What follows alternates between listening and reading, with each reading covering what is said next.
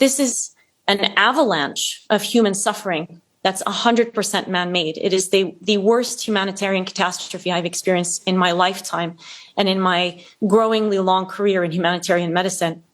And it's burning through the hearts of every single humanitarian that I know. You know, I'm going to paint a picture for you of the degree of suffering that we're seeing. People keep asking me about medical aid and hospitals and the situation of the hospitals. The entire hospital healthcare system collapsed almost a week ago. It was announced on TV for the whole world to see.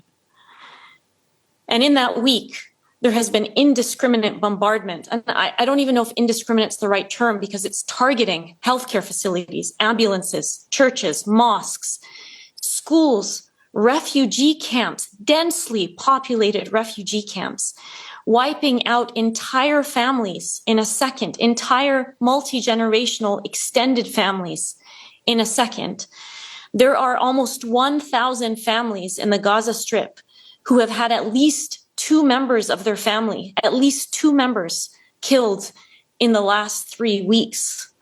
There are almost 4,000 children who have been killed and identified, excluding almost 1,000 children whose bodies are still trapped under the rubble. Some of them may be alive for a long period before they ultimately die under the rubble. And I'm sorry if there are any young, children watching this. Perhaps this is a good time to ask them to leave the room. But I think it's important that I paint a picture, particularly when I'm following a news narrative that almost dismisses this avalanche of suffering that is unprecedented in modern times. There's an acronym in the Gaza Strip right now. I'm a pediatric intensive care doctor. I see a lot of suffering in my career. There's an acronym that is unique to the Gaza Strip, and it's WCNSF, Wounded Child, No Surviving Family. Children, and it is used not infrequently in the last 3 weeks. It was coined in the last three weeks. One physician told me a few days ago that a little girl came in wounded, and she had a piece of paper in her pocket that she handed to him. He sent me a picture of the piece of paper. It had 27 names on it. And she said, "These are the members of my family that were with me in my home. Please look for them. Please look for them under the rubble. Don't look for this one." And she points to the name of her sister. "I know she's already dead." This is a 10-year-old little girl. Wounded Child, No Surviving Family should not exist as an acronym. And to follow President Biden as he continues to justify and to warmonger, all I can say is this has to stop. It's a collective stain on our humanity. It's a stain on our collective humanity. Tanya, let me ask you, you paint such a vivid and horrific picture. You really do. And I understand that these are your friends who you've worked with and how difficult that must be. You're not alone. I've been reading testimony today from Philip Lazzarini, who's the Commissioner General of UNRWA. He's been speaking to the UN Security Council. He said this: the sanitary conditions are appalling. People live on very little bread and whatever is left of some water. 70 of their staff members have been killed, and they are looking after 670,000 people in their refugee centres. Is there any sign from what you're hearing of a humanitarian pause or pauses that could be negotiated? I'm not a politician, but the word pause to me makes no sense. You pause to nourish and hydrate a population before you kill them. It just doesn't make any sense for me. You stop the bombardment. That is what the entire global community should be pushing for and should be insisting on. And I think in leading up to my introduction, I think you interviewed somebody who said something very similar, a Gazan who said something very similar. The priority is not giving us aid. You need to stop the indiscriminate bombardment. So I think, yes, what is needed is a humanitarian truce or a ceasefire, global intervention, things that were voted for by the overwhelming majority of countries on this planet a few days ago in the General Assembly of the United Nations, yet they're not adhered to and are completely disregarded by the powers that be. 2 powers, to be specific.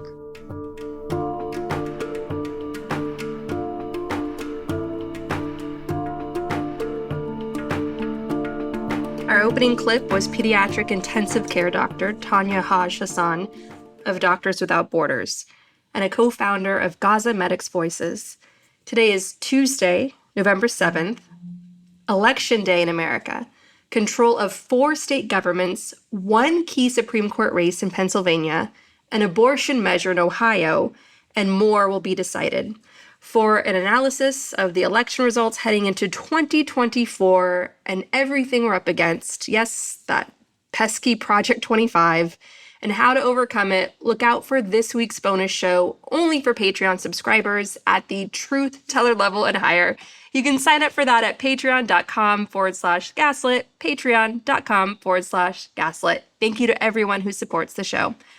Welcome to Gaslit Nation's World of Nuance, where we strive for nuance because it's a beautiful word. Nuance, nuance, nuance, nuance. And, you know, the tribal politics and culture wars, they're deliberately engineered to make us fight instead of unite. And the only way we overcome the forces we're up against. As we were reminded in the victory against the Trumpian government in Poland, the power the people have is through coalition. We must build together. So welcome to this world of much needed nuance in a time of extremism. So the lesson is be kind to yourselves and others. Join me in staying above the toxic mess and keep your head down and work. For instance, I set out to make 1,000 phone calls for Virginia this month. With the devastation in Israel, with the devastation in Gaza, with a close loved one suddenly in the hospital for several weeks, I did not think I could do it. There's no emotional bandwidth to do it. And I finally got the courage, I pulled myself together, and now I'm up to 530 phone calls and counting. The reminder here is Glenn Youngkin wants me to be demoralized and distracted. But you know what? Fuck Glenn Youngkin. I'm going to keep my head down and work. We're long distance runners. So do whatever you can, wherever you are, because we need you. We need you. So if you don't know where to start, check out the Gaslit Nation Action Guide at gaslitnationpod.com. We're going to continue to update it. But there's so many options there. And that's where I often go to if I just need a reminder, right? This is where I can put in some emotional energy. I feel like bashing somebody's face in. I feel like throwing objects at the wall. I'm going to check out the Gaslit Nation Action Guide at gaslitnationpod.com. And that's where we need to channel our energy now more than ever, because it's an all hands on deck moment for not just America, but the world. And we're going to go through it all today in this episode. We're going to be looking at the Israeli-Hamas war in the context of the global war of autocracy versus democracy, including, yes, the 2024 election. As always, if I get anything wrong, if I leave out much needed context, kindly let me know over social media. The show's on Instagram, Threads, Blue Sky, Mastodon, Post, Spoutable, Facebook. As we wean ourselves off Twitter, you can also send a message to gaslitnation@gmail.com. Corrections will be in the show notes available wherever you get your podcasts. Now let's begin. I am going to try to hold it together for this episode because I don't want a drinking game to start where people take a shot every time I start tearing up. My reactions, of course, to the show are a human reaction, and I share them with you because how can you not break down watching everything that's happening and obviously where everything is headed if we don't join together, raise our voices for the voiceless and stop it, which is very much in our power to do. We are living in a time of normalized human sacrifice. Putin's war and genocide in Ukraine, that's been going on since 2014. You know, that's the price of doing business with Russia. That's how all those deaths of civilians are seen. Now standing with our ally, Israel, as it's being led by a Putin-aligned Trumpian genocidal maniac trying to overthrow democracy in Israel, surrounded by Stephen Millers as they gaslight people into thinking dropping well over 7,000 bombs in a few short weeks in a densely packed urban area is the only way to free hostages. That's how many bombs the U.S. dropped on the entire country of Afghanistan in 2019 under Trump during its heaviest year of fighting. Don't you think that absurd level of bombing puts the very lives of the hostages at risk.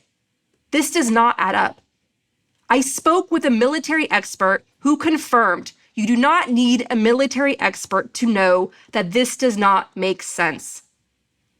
There are other ways to free the hostages. What is going on now against Gaza is Netanyahu's scam to cling to power. And this administration and everyone who asks for so-called humanitarian pauses are legitimizing this strategy that is going to go down in history as one of the worst atrocities committed ever. Do you understand? Ever. It's a historic level of bombing.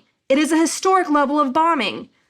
And it is all driven by one man and his cruel, corrupt coalition to come to power, stay in power, and overthrow the very democracy of Israel. I want to be very clear. If you don't trust Trump, if you don't trust Putin, you cannot trust Netanyahu. That should be obvious. Please understand, there's no military solution here. I want to see the hostages home safely.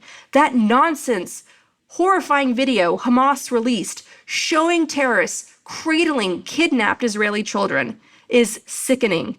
Those children, if they are alive still, are deeply traumatized. We need to get them home. But Netanyahu has shown total disregard for those hostages with his carpet bombing and their families. He's ignored the families. He's had his forces roughly break up their protests. They've called him out on TV again and again.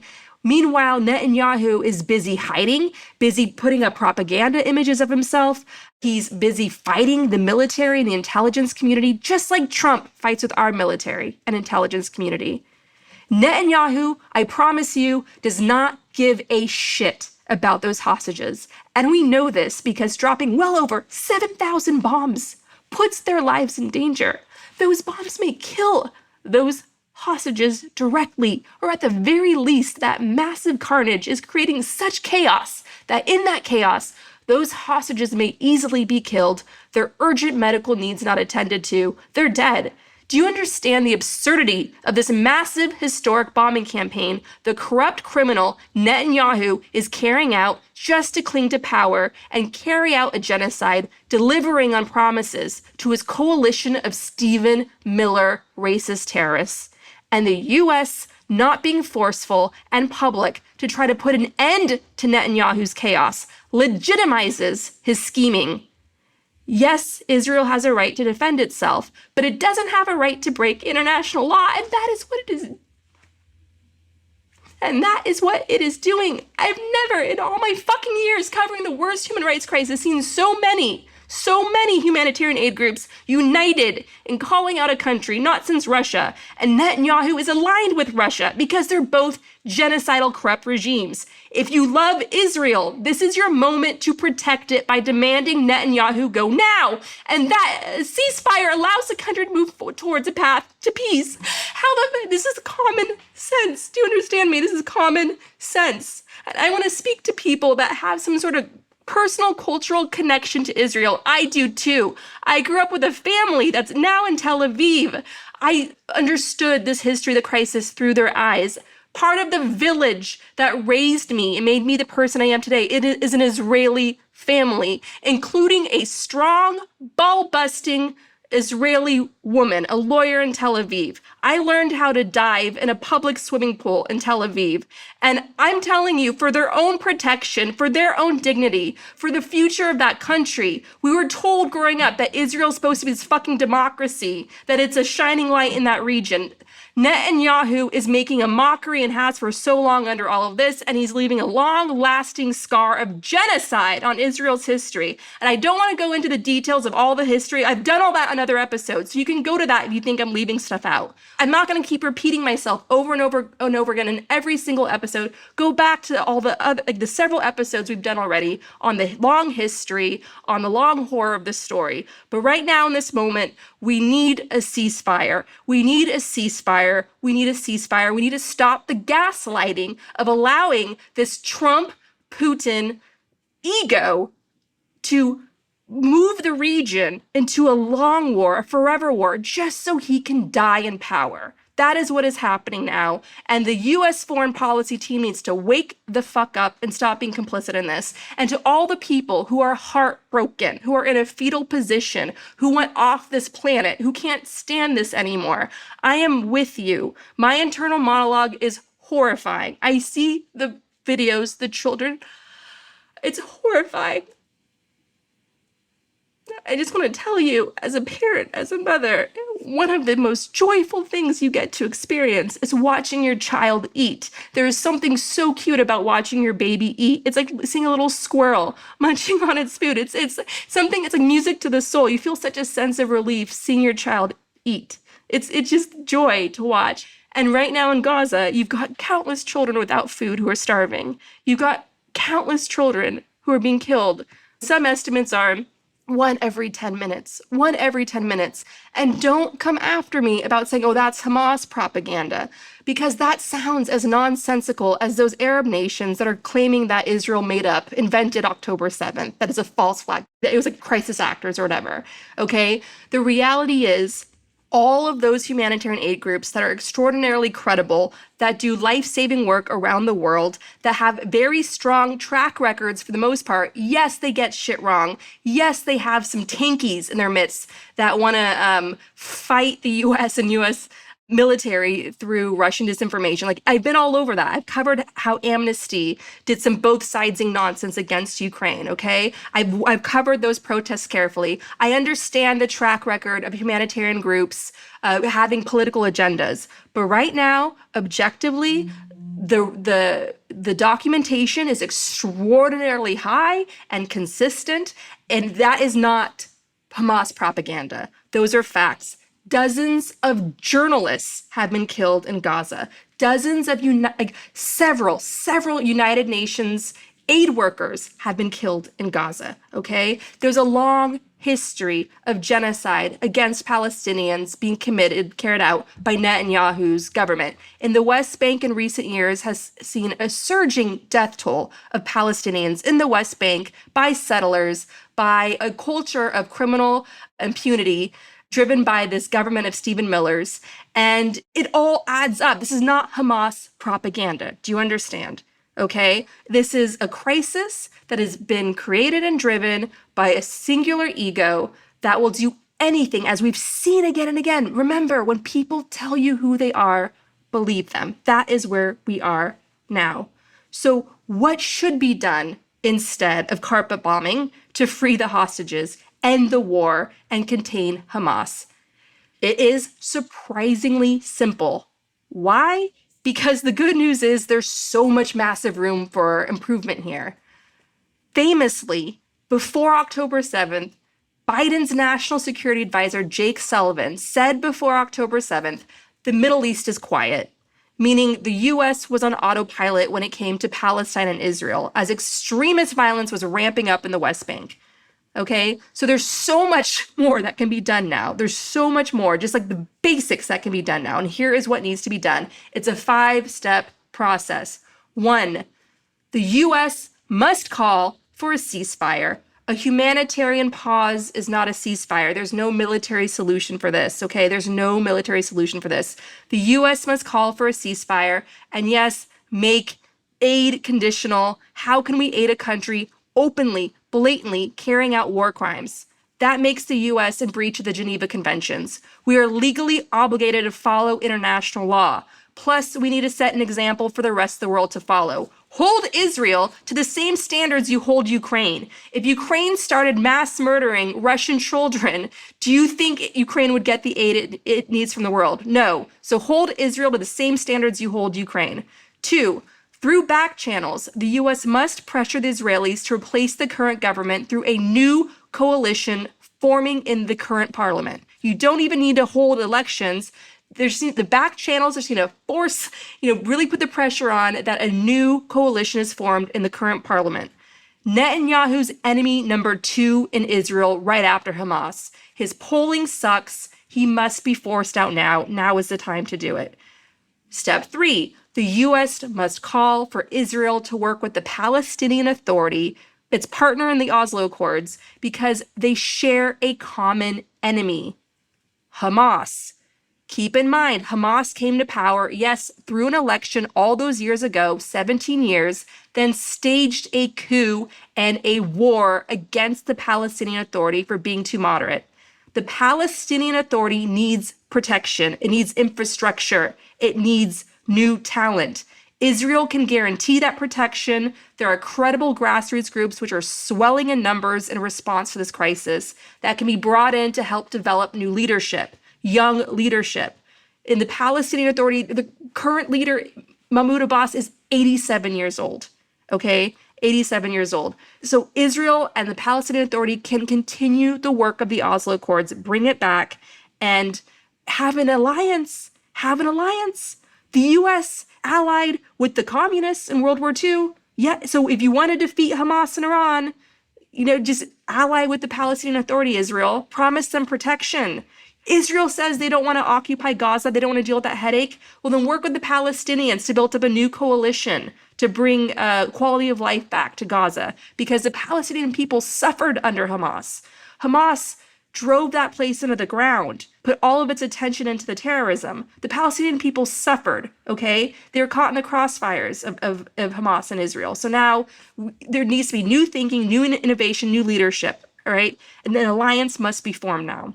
4, Hamas, like Hezbollah, like Iran, cannot be defeated. Just like there will always be Russian genocidal imperialism and the Ku Klux Klan, Iran and other proxies will forever call for the destruction of Israel. Terrorist groups will always be there. They could only be contained. That can be brokered by the US and its partners in the Middle East, like Turkey. It will be messy, it will take time, but that process can only meaningfully begin with a ceasefire, which cannot happen until a new coalition forms in government, putting Netanyahu out of power. Step 5, how to free the hostages if they're still alive after Netanyahu's carpet bombing. Step 5, okay, I just want to be clear. These aren't you don't have to do these steps in order. You can do this step I'm about to list first. So number 5, how to free the hostages if they are even still alive after Netanyahu's carpet bombing. It comes down to special ops and high-level negotiations led by the US. Freeing the hostages requires a surgical mission, not genocidal carpet bombing, which makes everything worse. And I want to say to the people who are heartbroken and deeply demoralized and don't even want to hear me say what I'm about to say next, if your heart is broken, and I feel that way too, of course I do, but I know ethically, morally, we have no choice but to choose our fighter in 2024. Who would you rather negotiate with? A Netanyahu or someone who can be pushed? We have no choice but to vote in 2024, or that choice will be made for us. And I promise you, if you hate his guts, if you hate quote unquote Genocide Joe, from my years of experience on Ukraine, pushing and pushing, years of crying on this show, I promise you, Biden and his team can be pushed. Trump cannot. Congressman Ryan Zinke of Montana, who was Trump's Interior Secretary, already introduced a bill that would ban all Palestinians from America. It already has several co-signers in the House, because of course it does. Things are bad now. This can become a whole lot worse, and it will take generations of human sacrifice to build our way out of that black hole. Trust me when I say, from my own painful experience, Biden's team can be pushed, and we must push them. I've dealt with the hell of this foreign policy team. I watched with my jaw on the floor when Biden held that summit with Putin in his first spring in office. And then Putin writes that essay right after that saying Ukraine doesn't exist, doesn't have a right to exist, as he's amassing his nearly 200,000 troops on the border of Ukraine, right? The clock was counting down to a genocidal, total invasion. And Biden with his Putin summit, cheerleaded by the idiots of the EU at the time, and that was the green light. And then when the total invasion broke out, Biden's team was like, get out, Zelensky. And here's a bunch of information, intel training on guerrilla warfare. Good luck. And everyone's like, oh, Ukraine's gone. Let's all mourn the death of this country in real time. Let's all watch it. And what did Ukrainians do? They said, go fuck yourselves. We're going to stay here and fight. It's our country. And they entertained the world. Thank God they did with their memes and Zelensky becoming a meme because everyone's like, oh, they're so cute. They're like shelter dogs. And they're like, let's all give them money. Let's all rush to support them. And that's what turned the clock around. That is what turned the clock around. And I was the one coming right out of the gate, going on cable news, amplifying the voices of my terrified friends, saying things like, no fly zone now, no fly zone now. Here's how we can do a no fly zone. And so many of you out there listening now were like politely humoring me or just rolling their eyes at me or just thinking, oh no, we're not getting him. That's too involved. World War III, nuclear bomb. And did we get our no fly zone? Did I get my no fucking fly zone and protect all my friends and their friends and their children? I didn't get my no fly zone. And how many have been killed since then? But we pushed and we pushed and we pushed. And finally, those idiots in DC gave us long-range missiles and F-16s. But how many people had to die before we got that? So I'm telling you, if you are all about the Palestinian cause and ending this genocide, you need to push right now. You need to raise your voice right now. You can work with the idiots of the Biden team. They're slow as fuck. They're complicit in their own ways, but you can push. You can name and shame and you can push them. I promise you, you cannot do that with Trump. You cannot do that with Trump. And Trump in power is going to make Netanyahu even more powerful. You need to push Biden and his team now. And you need to vote whether you want to or not in 2024. And I know it sucks, but we are clawing our way out of a black hole here in America. And it's a generational battle. We fight for urgency in our lifetime. We fight with our hair on fire in our lifetime. And we fight and we fight and we fight and we build that ladder out of the black hole, hoping to God the next generation has it easier, but that's never a guarantee. Okay? So we're going to stay together. We are going to fight. It's like that video game that was like in every movie theater when we were growing up as kids. You know that one? Mortal Kombat or whatever. It was like, choose your enemy, choose your opponent. That's how you vote in 2024. Who would you rather negotiate with? You demand better now. You demand accountability now. You demand a ceasefire now. You demand an end to this genocide now. You name and shame. I went through that hell for Ukraine. You heard it here on the show. There's a public record of it on our transcripts page on gaslitnationpod.com. And now it's your turn for everyone that cares about the Palestinian cause, for everyone who's finally woken up to the Palestinian cause, it's your turn now to join that fight, to push, push, push. It can be done. And we all have to do that together. Now, I want to speak directly to my old friend, Jake Sullivan. Jake Sullivan, Biden's national security advisor. You've heard me go off on him so many times on this show, and I'm going to speak directly to him now. Dear Jake Sullivan, remember the George Floyd protests, how that awakened people, especially white people, who finally understood why we must say Black Lives Matter. Because the authoritarianism that built America through genocide and slavery treated non-white bodies like they belonged to the state. A Black man was casually executed on the street by a police officer chatting away with his indifferent colleagues. And when George Floyd called out for his mama, mothers everywhere answered him. One child is being killed every 10 minutes in Gaza. Every mother hears that, Jake Sullivan. Every mother hears that. You've heard me go granular on the history of this conflict on this show, but I want to just say right now, one child is being killed every 10 minutes in Gaza. But what about the history? One child is being killed every 10 minutes in Gaza.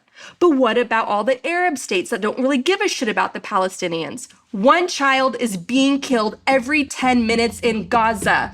That is waking people up to this crisis unlike ever before. The status quo that you are trying to work with in Washington, D.C. is dead, Jake Sullivan. It's dead. One child is being killed every 10 minutes in Gaza, and that is energizing people across this country unlike ever before, especially the Black base that Biden needs to win Georgia, Pennsylvania, Wisconsin, Michigan. in these very tight races with this very tight polling. So if you are serious about winning the war of autocracy versus democracy worldwide, if you are serious of defeating Iran-backed Russia, you need to rein in Russian-aligned Netanyahu. You need to bring him to heel. I outlined the 5 things you can do. There's so much room for progress here. Given how so-called quiet this region was before October 7th, in your eyes, there's so much now you can do, and you need to do it now. Not just the sake for those children and those mothers, but for democracy here at home, and therefore democracy all over the world. If you think things are bad now, oh, trust me, as someone who is an expert on the year 1933, the year that Hitler came to power and Stalin got away with mass murdering millions of people, I promise you, things can get a whole lot worse. So wake the fuck up, Jake Sullivan. You get us that ceasefire. You get a ceasefire and you get Netanyahu out of power now. There's no other way. The status quo is dead. Netanyahu and his coalition of terrorists killed it, just like they killed Rabin all those years ago. I want to play a clip now of Biden recently meeting with the president of Chile, Gabriel Boric, who is 37 years old, a massive fan of Taylor Swift, and sending aid to Ukraine because it's in everyone's interest. Here's Biden's off-the-cuff remark during their recent meeting in the White House. There comes a time, maybe every 6 to 8 generations, where the world changes in a very short time. We are at that time now. We are. And I think what happens in the next 2-3 years is going to determine what the world looks like for the next 5 or 6 decades. And so together, maybe we can make it better. Let's work for it. All right. We'll do it. Damn right. That's why we must demand better of our governments. Netanyahu must go now. Ceasefire now. To remind us of our power, here is Starbucks union organizer Jasmine Lawley. It is such an honor to have you here. Jasmine Lawley is a Buffalo Starbucks barista and member of Starbucks Workers United. Welcome to Gaslit Nation. Tell us about your story. How did you get involved with unions? So I started at my store a week after they had their vote count. So I wasn't a part of their initial organizing. And I want to say I was there for about 2 weeks. And before I started, I had heard Starbucks' first union in the country in Buffalo, New York. And I was like, what? My store was the second store to unionize. So I would say like 2, maybe 3 weeks in, I asked my shift supervisor, Lexi Rizzo, I was like, so tell me about this union stuff. And they didn't know what to do. They were like, is this a trap? Are you like a spy? And I was like, no, I'm just a very genuinely curious person. Like, tell me everything, and add me to any group chats that you can. So I immediately got involved with bargaining and all of that stuff from the beginning. And since the campaign started, I've been involved in helping other stores organize. I'm a part of a group called Pocket, and it's called People of Color Keeping Everyone Together. So people of color that are on the campaign, we teach them different things like how to organize your store. We've had like a bunch of people in our group that have organized stores in their area. I love bargaining, so I participated in bargaining. What is bargaining? Our campaign is very worker-led. So when we have bargaining sessions with the company, what that means is it's baristas and shift supervisors, just like myself, all different lengths of time with the company. We meet with representatives from Starbucks. Mm-hmm. So it would be 2 attorneys from Littler Mendelsohn, which is the firm that they're using. In the beginning, it was the district manager was involved. And just us partners from around the country on Zoom, talking to the company, reading them our proposals that we had come up with. Okay, great. And what sort of, I thought it was really interesting how you mentioned the suspicion that your coworker felt, like, are you a spy? That's the sort of paranoia and lack of trust that authoritarian leaders breed among the people, spread among the people, so that they do not organize and come together. That utter lack, that attack on the very fiber of trust that brings people together so they can become more powerful together and build together, That's an authoritarian tactic. And it's used by CEOs. It's used by the corporate greed machine to protect their extraordinary record profits in a time of historic levels of income inequality. And you just described a wonderful way of how you overcame it. You work very closely in groups like Pocket, where people of the same community with the same shared background can really watch each other's back and build trust that way. Could you talk a bit more about how you overcame that? Because it's also an internal struggle as well, the distrust, the fear, and fighting for your self-worth when you have these giant forces telling you you're just not worth it and we're going to control you and treat you however we want. Yes, it's very scary because when you first start out organizing, especially if you're new, you don't know who you can trust. You don't know who is kind of listening in and engaged and will maybe take that information back to management. And for me, it's like I'm constantly like stepping out of my comfort zone because you don't know if something you do is going to get you terminated. So I really rely on the close community of people that I've met like throughout the country on Zoom. We've become great friends. And I listen to the stories of people that say, my hours were cut and I don't know how I'm going to be able to afford rent. I don't know how I'm going to feed myself. I love working for this company. It's a good job, but I just want better for myself. So I really channel that when I get scared because I'm like, okay, there's 360 stores now. Everyone had to be brave and just go for it. And I think you just have to find inner strength in yourself, which can be hard. So it's really just about building close relationships with people and having people that you can lean on that are going through the same thing as you, I think has definitely helped me. What are some ways Starbucks and Howard Schultz pushed back on your unionizing? So when we started bargaining with the company, we had pushed forth proposals. Some of those were a relaxed dress code, credit card tipping, a health and safety committee.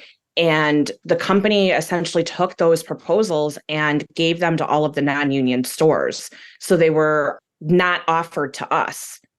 So the non-union stores were not eligible to have those benefits, but it definitely didn't stop us at all.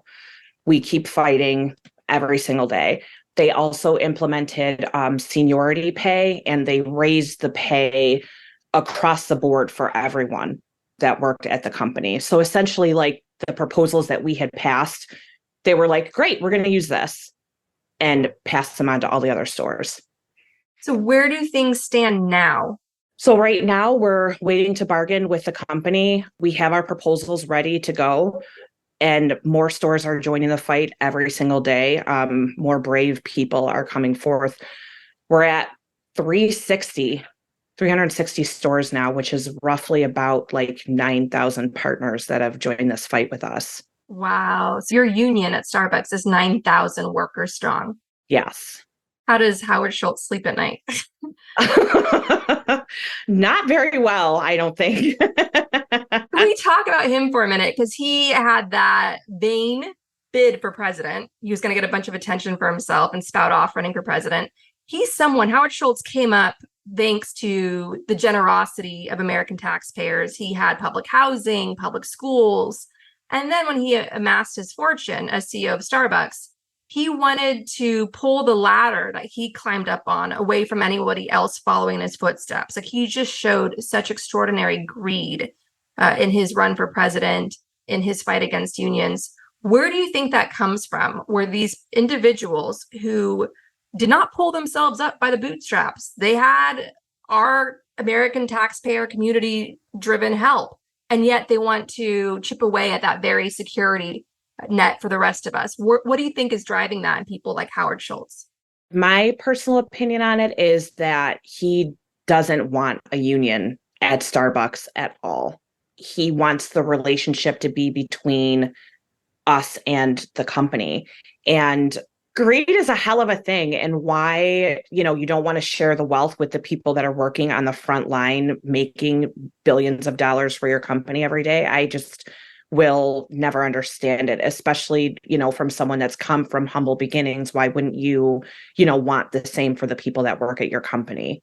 What about your advice for people that are listening to this and they feel beaten down? Their self-worth has been pulverized. It's workplace bullying, what we're experiencing, and demanding fair pay and demanding a supportive and healthy working environment.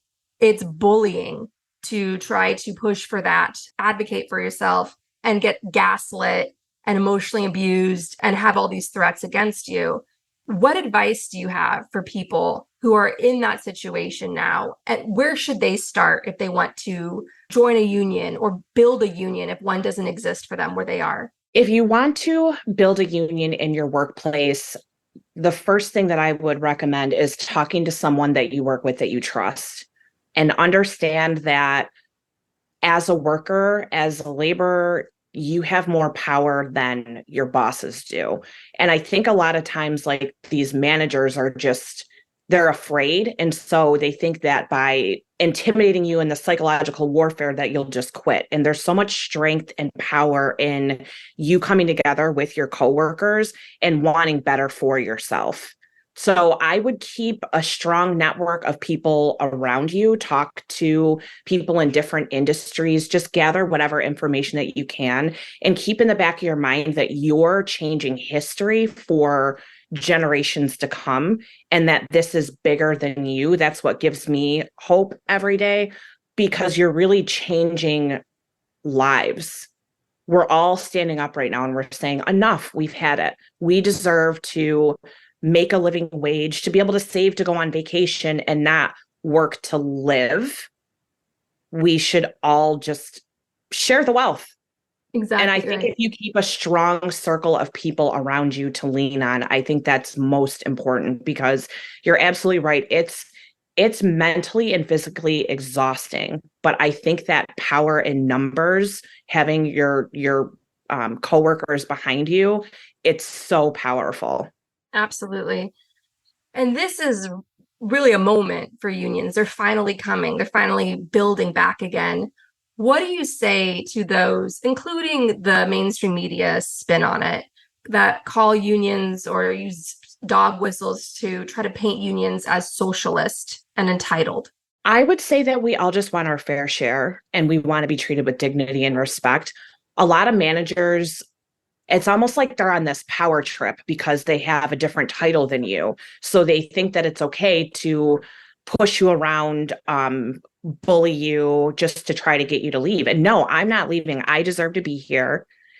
We all deserve respect, dignity, and to be treated fairly. And it's, we've tried to work with management, and there's only so much that they can do. They get their directives from someone else. So it's like, okay, now we want a seat at the table, and we want to say in how our workplace is run, because a lot of the decisions come from up top. These are people that are not working on the floor or working in the farms or cleaning the buildings.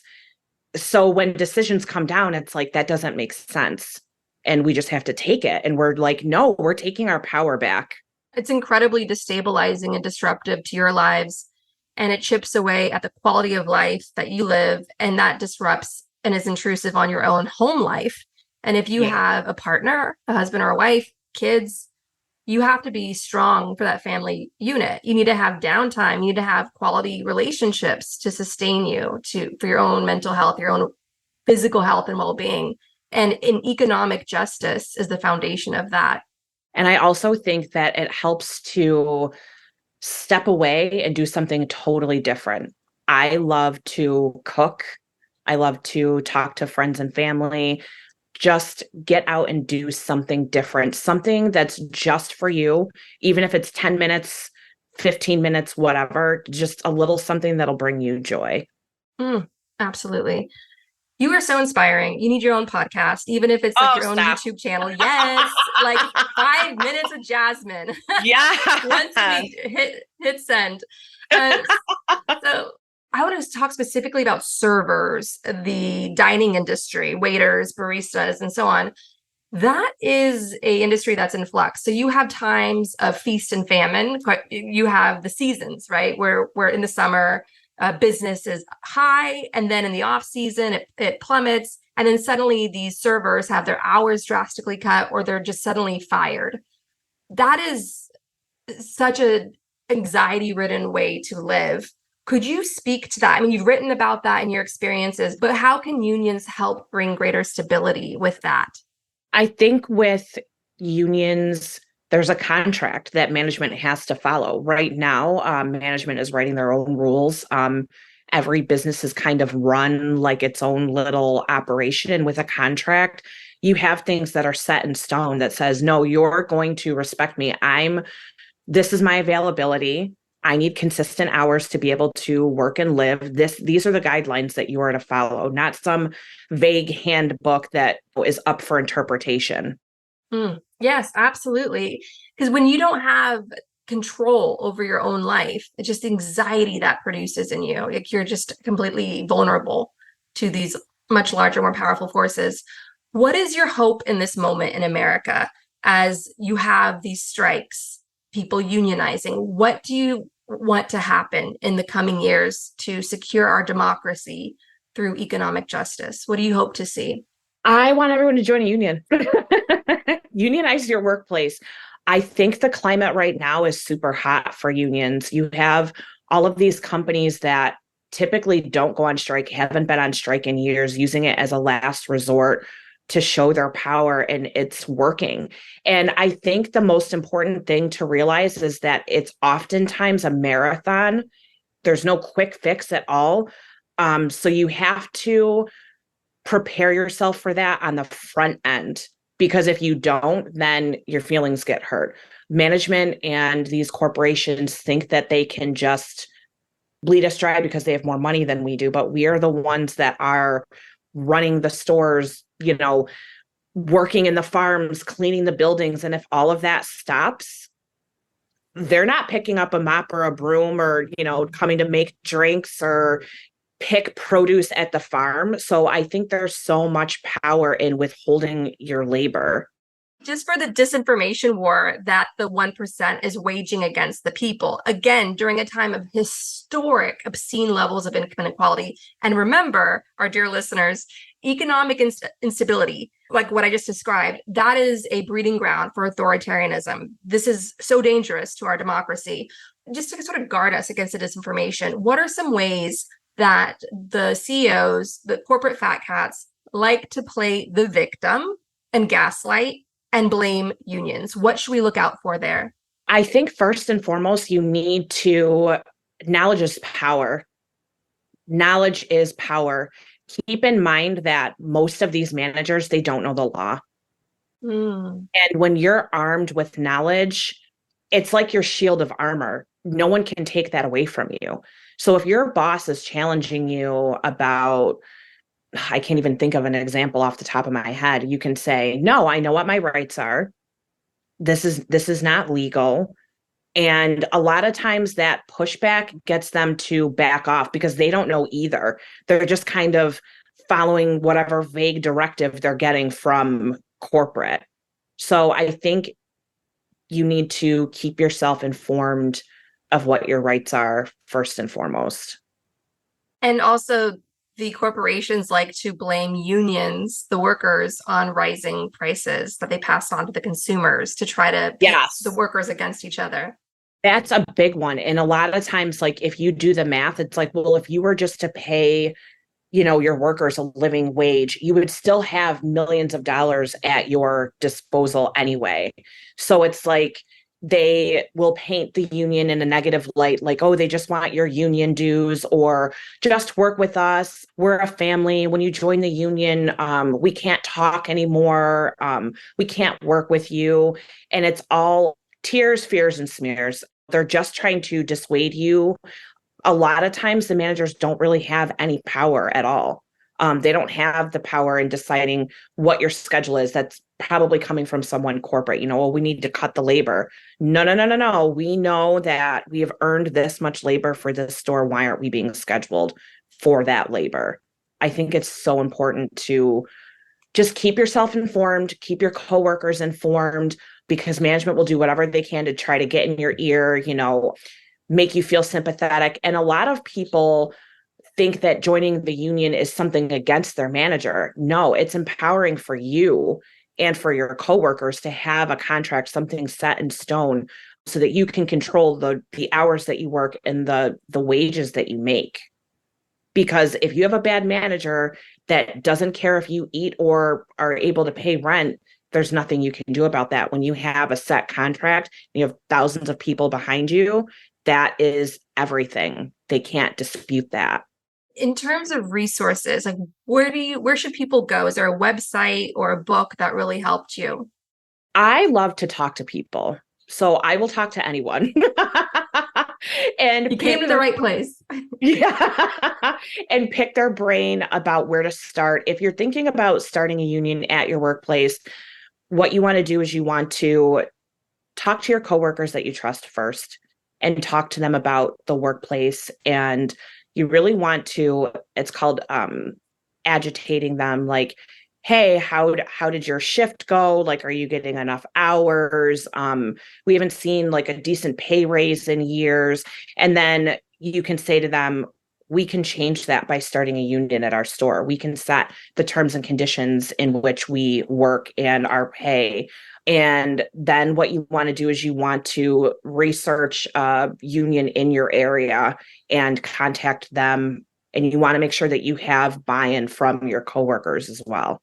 Strength in numbers. Strength in numbers. I think people underestimate the strength in numbers because there's more of you than there is of management.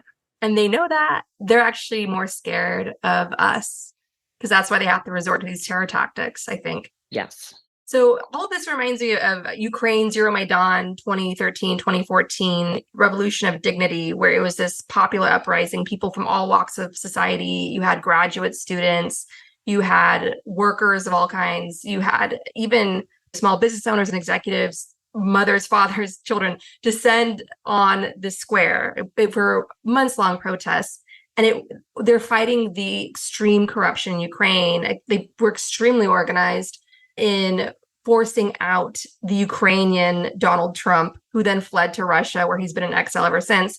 But their revolution was called the Revolution of Dignity. We're tired of the corruption. We're tired of the greed. We want to be able to live healthy, balanced lives and not just fight for survival. And it's so amazing to see America undergo now its own revolution of dignity through all of these unions that are building and building and building. And I know it's going to be the future. And one final question for you. Do you think we should start having conversations or treating greed like an addiction? Just if sex can be an addiction, if there can be such a thing as sex addiction, why can't there be a greed addiction or a hoarding like a hoarding wealth addiction to address all of the Wall Street run amok, the CEOs who think they're entitled to force their workers to fight for survival? What do you think of that? Because I'm pushing that now. I think that's brilliant, because what are they doing with all of this money? You can't take it with you. Why wouldn't you want to share it with the people that are making you all of this money? Because let's get that right. We are the ones that are making the money for these millionaires. They wouldn't have it. If we all went on strike tomorrow, they're not making a dime. So I think it's, like you said, like power in numbers, and greed is an addiction, because why don't you want to share? Didn't you learn how to share? Like, isn't that what you learn? Like when you're little, like one of the first things that you learn. And they say that, how dare we want more for ourselves? To me, it's not normal to have to work 3 and 4 jobs just to be able to feed yourself. You should be able to work one good job. And most people, they love the job. I love working at Starbucks. I think it's so much fun, but you need a livable wage. And these managers and corporations need to come to grips with inflation. You're not paying us any more than you were during COVID, or maybe you gave a little bump during COVID and then it quickly went away. But I've never heard anyone say that greed is an addiction. But yeah, I agree. This is mine. You can't take it. Yeah, no, we're going to fucking take it.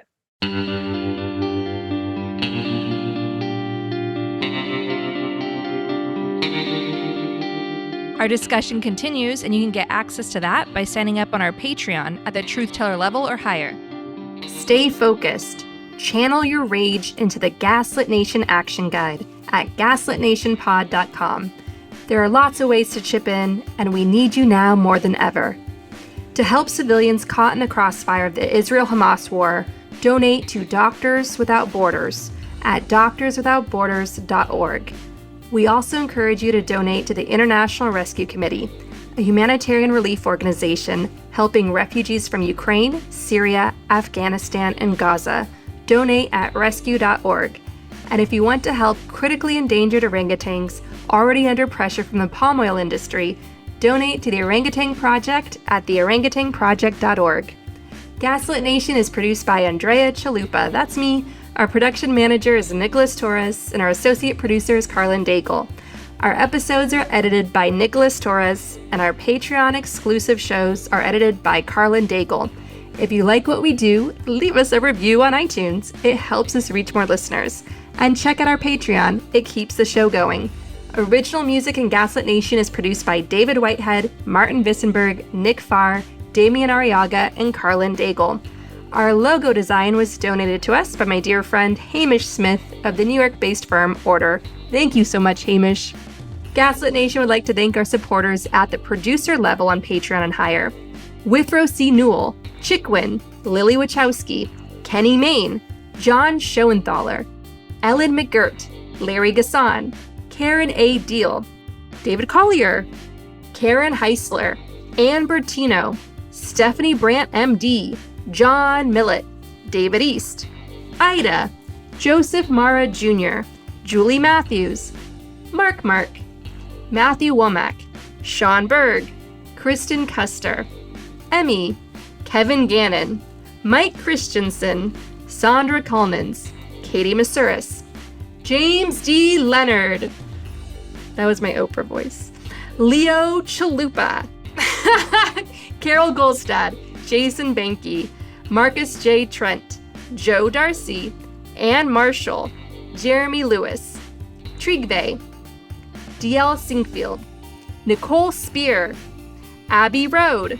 Jans Alstrup Rasmussen, Sarah Gray, Diana Gallagher, Leah Campbell, Jared Lombardo, Ann Marshall, and Tanya Chalupa. Thank you all so much for your support of the show. We could not make Gaslit Nation without you.